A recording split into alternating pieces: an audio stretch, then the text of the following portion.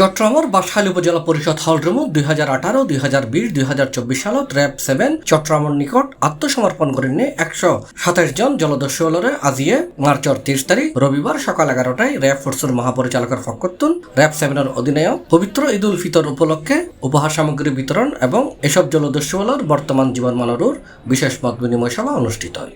মানুষকে সৎ পথে থাকতে হবে, তাদের সামাজিক ভয়ভীতির কারণে বা সামাজিক চক্ষুলজ্জার কারণে সমাজকে ভালো হতে হবে। আপনি সামাজিকভাবে চেষ্টা করুন আপনার আশেপাশের মানুষকে সৎ পথে রাখতে, তাহলে মানুষ সৎ পথে থাকবে এবং সামাজিক যে ক্রাইমগুলো আছে এই অপরাধগুলো কমে আসবে। এটা উপস্থিত আছেন র্যাব 7 অধিনায়ক লেফটেন্যান্ট কর্নেল মোহাম্মদ হাফিজুর রহমান, বাঁশখালী থানার অফিসার ইনচার্জ সাইফুল ইসলাম, বাঁশখালী উপজেলার সমাজসেবা কর্মকর্তা মিজানুর রহমান, নিউজ 24 ও সিনিয়র রিপোর্টার সাংবাদিক আকরাম হোসেন, সাংবাদিক জসিমউদ্দিন সহ জাতীয় এবং স্থানীয় সাংবাদিক।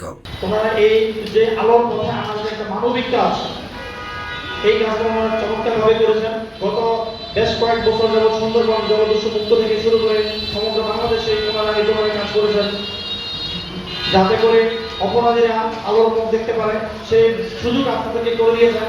জগৎ থেকে ঘুরে আসবে, তখন তারা রাস্তা খুঁজে পাচ্ছিল না। যে কাজটা আমি 2014 সালে শুরু করেছিলাম, পরবর্তী থেকে দেখে আগামী 27 আলু পথের অভিযাত্রী স্বাভাবিক জীবনে ফিরে আসে। এডে বক্তব্য রেখে আত্মসমর্পিত নারী জলদস্যু রহিম আক্তার, বাঁশখালী 6 ইউনিয়ন 8 নম্বর ওয়ার্ডের বর্তমান ইউপি সদস্য আব্দুর রহিম প্রকাশ বাইশা।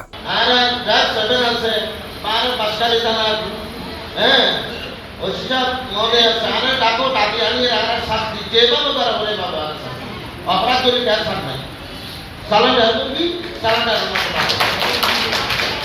আমাদের বাবা বলে বাবা খাইতে খায় আমাদের খায় তো যেগুলো জানান জানা সত্য করে জানা সত্য করে রাখতে লাগে আমার সত্য করে তো উল্লেখ্য আজ সকাল 11টায় এই মত বিনিময় সভা বাঁশখালী উপজেলা কেন্দ্রীয় জামে মসজিদের পেশ ইমাম মোস্তাক আহমদের কণ্ঠে পবিত্র কোরআন তেলাওয়াতের মধ্য দিয়ে অনুষ্ঠান শুরু হয়। র্যাব 7 চট্টগ্রামের অধিনায়ক লেফটেন্যান্ট কর্নেল মোহাম্মদ হাফিজুর রহমানের সমাপনী বক্তব্য শেষে 127 জন জলদস্যুর মাঝে ইফতার সামগ্রী বিতরণ শেষে এই মত বিনিময় সভা শেষ হয়।